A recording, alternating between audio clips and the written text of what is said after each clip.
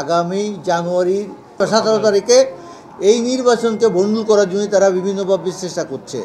এবং তারা আপনারা জানেন আমাদের একজন ইয়াং এবং উদ্যোগী এবং বাইরের যুগ্ম মহাসচিব ফখরুল ইসলাম সাহেবকে একটা মিথ্যা কেসে যে লোকে বলতেছে সে টাকা দিয়েছে জেনারেল মাসুদ সাহেবের অফিসে এবং লোক পাঠাইছে আরেকজনে, কিন্তু তার নামে মিথ্যা মামলা। কারণ আমরা যে নির্বাচন করব, আমাদের যে প্যানেল, এই প্যানেল দেখে তারা এখন ভয় পাচ্ছে। কারণ আমাদের একটা ওই বক্তব্য যে আমরা কোনো সিন্ডিকেটের কোনো সদস্য যাতে আমাদের প্যানেলে ঢুকতে না পারে এবং সিন্ডিকেটের কোনো লোকের সাথে আমাদের কোনো সহযোগিতা বা কোনো সম্পর্ক থাকবে না। এই কারণেই আমাদের আজকে এই সাংবাদিক সম্মেলনটা।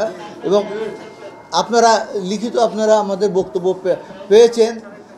আমরা যেমন সৌদি আরবে আমাদের 49টা পর্যন্ত আমরা 24টা পর্যন্ত আমরা উইদাউট অ্যাটেস্টেশনে লোক পাঠাতে পারতাম, কিন্তু সেই লোক পাঠানো পর্যন্ত তারা বন্ধ করে দিয়েছে। যে অ্যাটেস্টেশন এখন বোধহয় 5টা না কয়টা করছে, 5টা করছে। যে তার মানে কি আমরা যাতে ম্যান পাওয়ার কম যায় সেই কারণে এইগুলো করা হইতেছে। তারা সৌদি আরবও সিন্ডিকেট করার চেষ্টা করতেছে।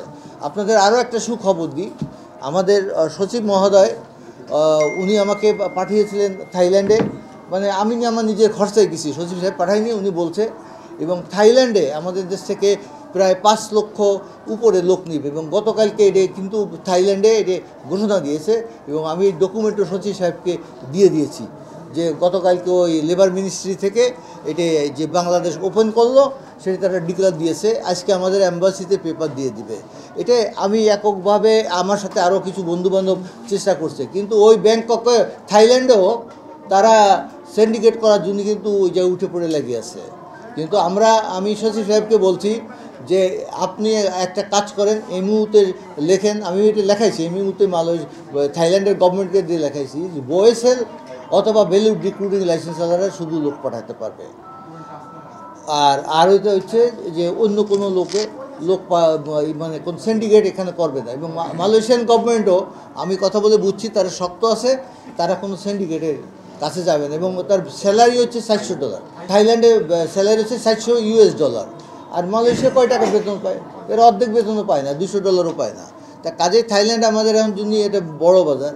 আর মালয়েশিয়ায় 1 লক্ষ লোক নিবে, সেই 1 লক্ষ লোকের জন্যই যারা সিন্ডিকেট মেকার তারা ওখানে কি করলো যে এমনগুলো সত্য দিল আমাদের সরকার সঙ্গে সঙ্গে নাম পাঠিয়ে দিল, কিন্তু আমাদের সরকার এটা দেখলো না। আমরা কিন্তু আমাদের উপদেষ্টা মহোদয়ের সাথে মিটিং করেছি, আমার পাশে ইজিএস ভাই আছেন, তারপরে উনি ছিলেন আমার সাথে, তারপর মঞ্জু ভাই ছিল, আমরা 5-6 জনে গেছিলাম, ফখরুল সাহেব আমাদের সাথে ছিল। তা আমাদের কার্যক্রম দেখে তাদের মাথায় আমার মনে হয় কোনোরকম সমস্যা হয়েছে। তারা এখন প্রতি জায়গায় আমাদের লোকজনের নামে মিথ্যা কেস দিতেছে। কারণ ম্যান পাওয়ারের একটা যে শৈলে পুলিশে নিয়ে নেয় যে অমুকে আমার কাছে 2 লাখ টাকা নিয়েছে, মানুষকে হয়রানি করার জন্য। ফখরুল সাহেব একজন ভদ্রলোক মানুষ, উনি ক্লিন বিজনেস করে, আমার জানা মতে উনি কোনো সিন্ডিকেটে কোনো বিজনেস করে নাই এবং উনি আমার প্যানেলে নির্বাচন করবে। তা সেই কারণেই তারা এই কাজগুলো করেছে।